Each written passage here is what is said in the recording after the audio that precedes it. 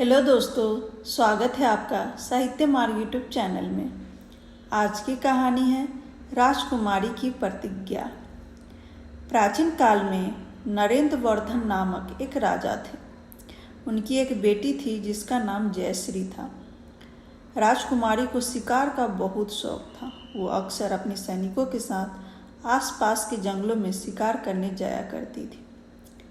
एक दिन वो शिकार के लिए जंगल में गई हुई थी। एक हिरन का पीछा करते हुए वो जंगल में काफ़ी दूर तक निकल गई और जब उसने पीछे मुड़कर देखा तो वह अपने सैनिकों से बिछड़ चुकी थी। घबरा कर वह एक पेड़ की शाखा पर चढ़ गई और चारों ओर देखने लगी, शायद कोई सैनिक नजर आ जाए। उसने दूर तक निगाह डाली तो उत्तर दिशा की ओर से उसे आग की लपटें उठती हुई दिखाई दी। राजकुमारी को यह समझते देर नहीं लगी कि जंगल में आग लग गई। वह अपने बचाव का कोई उपाय सोच ही रही थी कि तभी उसे बत्तख का जोड़ा दिखाई दी, जो अपने बच्चों के साथ डरा सहमा सा बैठा हुआ था। वह आगे बढ़ते बढ़ते उनके नज़दीक आ रही थी और दोनों अपने शिशुओं को आग से बचाने की कोशिश में जुटे हुए थे।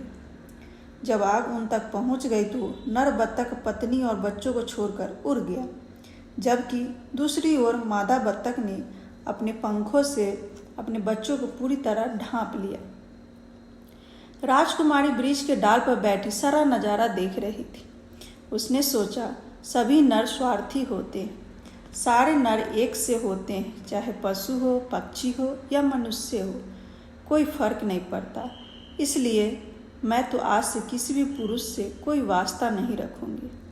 मैं प्रण लेती हूँ कि कभी शादी ही नहीं करूँगी। सिपाही राजकुमारी की चारों ओर ढूंढ रहे थे।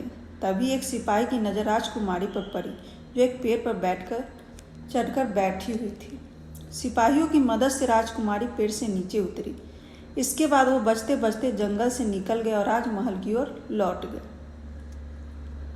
जंगल से लौटने के बाद राजकुमारी का बर्ताव बिल्कुल बदल गया था। वह अपने कमरे में गुमसुम पड़ी रहती थी। अपने माता पिता और सहेलियों से भी कोई बात नहीं करती थी, न किसी से मिलती, न कहीं आती जाती थी और न ही किसी उत्सव आदि में भाग लेती थी। राजकुमारी को इस तरह हर समय उदास और गुमसुम देखकर उसके माता पिता बहुत परेशान थे।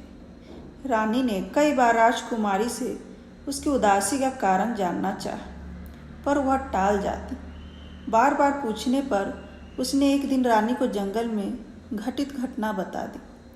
साथ ही उसने अपना फैसला भी सुना दिया। उसने साफ साफ कहा कि वह कभी शादी नहीं करेगी। राजा रानी को बेटी के विवाह न करने के निर्णय पर बहुत दुख हुआ, क्योंकि वे उसकी शादी की तैयारी में जुटे हुए थे। कई राज्यों के राजकुमार बुलाए गए थे। जब उन्होंने राजकुमारी की प्रतिज्ञा के बारे में सुना तो वे मायूस होकर अपने अपने राज्यों को लौट गए। कुछ समय बाद एक चित्रकार उनके राज्य में आया। महल में पहुंचकर उसने राजा रानी और महल के बहुत से खूबसूरत चित्र बनाए। राजा को उसके बनाए चित्र बहुत ही आकर्षक लगे। उन्होंने चित्रकार को ढेरों इनाम दिए और महल में महीनों तक शाही मेहमान बनकर रहने का न्योता दिया। एक दिन चित्रकार ने राजकुमारी को देखा। उसकी सुंदरता को देखकर वह चित्रकार दंग रह गया। उसने राजकुमारी से पूछा कि क्या वह उसका एक चित्र बना सकता है। पहले तो राजकुमारी ने साफ मना कर दिया, परंतु बार बार जोर देने पर वह मान गई। तब चित्रकार ने राजकुमारी का बहुत ही सुंदर चित्र बनाया। राजकुमारी का चित्र पूरा हो जाने पर चित्रकार राजा को बिना बताए वहां से चला गया। जाते समय वो अपने साथ राजकुमारी का चित्र भी लेता गया। चित्रकार ने उस चित्र को पास के एक राजा को काफ़ी महंगे दामों में बेच दिया। राजा ने उस चित्र को अपने राज दरबार में लगवा दिया। उस समय राजकुमार शिकार पर गया हुआ था।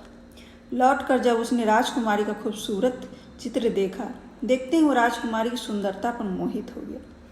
उसने तुरंत अपने मंत्री को आदेश दिया कि इस राजकुमारी का पता लगाया जाए। मंत्री ने बहुत खोजबीन की, परंतु उसका पता नहीं लगा। मंत्री डरा हुआ था कि उसे राजकुमार से इसकी सजा अवश्य मिलेगी। मंत्री की सिमरन नाम की एक बेटी थी जो काफ़ी सुंदर और बुद्धिमान थी। उसने अपने पिता से उनकी चिंता का कारण पूछा। मंत्री ने उसे सारी बात बता दी। सिमरन ने अपने पिता से कहा कि आप चिंता न करें, मैं इस मुश्किल का कोई ना कोई हल निकाल लूँगी। फिर वह राजकुमार के पास गई और उससे बोली, आप कुछ दिनों के लिए राजकुमारी का चित्र मुझे दे दें। राजकुमार ने सिमरन को वह चित्र दे दिया। राजकुमारी का चित्र लेकर सिमरन आसपास के कई राज्यों में गई। अंततः वह राजकुमारी जयश्री के राज्य में पहुंच गई। लोगों के द्वारा उसे पता चला कि राजकुमारी ने विवाह न करने की प्रतिज्ञा की है। सिमरन स्वयं भी एक अच्छी चित्रकार थी। उसने राजमहल पहुंचकर राजा की अनुमति से उनका और रानी का चित्र बनाया। राजा ने सिमरन की बहुत तारीफ की और उसे महल में रुकने की अनुमति दी। महल में सिमरन की राजकुमारी से अच्छी दोस्ती हो गई थी। एक दिन उसने राजकुमारी से पूछ लिया कि उसने शादी न करने का प्रतिज्ञा क्यों की है। राजकुमारी ने शिकार के दौरान जंगल में घटी घटना को उसे बता दी।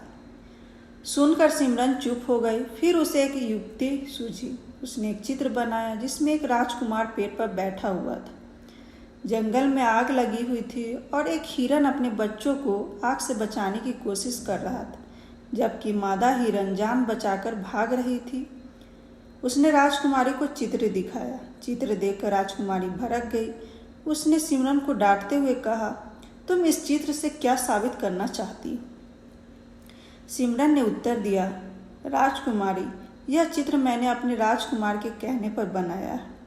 उन्होंने मुझे यह सच्ची घटना बताकर इसे चित्रित करने के लिए कहा था। इस चित्र को देखकर आपको यह मालूम हो गया होगा कि नर ही नहीं मादा भी स्वार्थी हो सकती है। राजकुमारी को अपनी गलती का एहसास हुआ। फिर उसने सिमरन से राजकुमार के बारे में सारी जानकारी ली। कुछ दिनों बाद राजकुमारी ने उस सुंदर राजकुमारी से विवाह कर लिया। इस वीडियो को लाइक एंड शेयर करें। इस चैनल को सब्सक्राइब करें। धन्यवाद।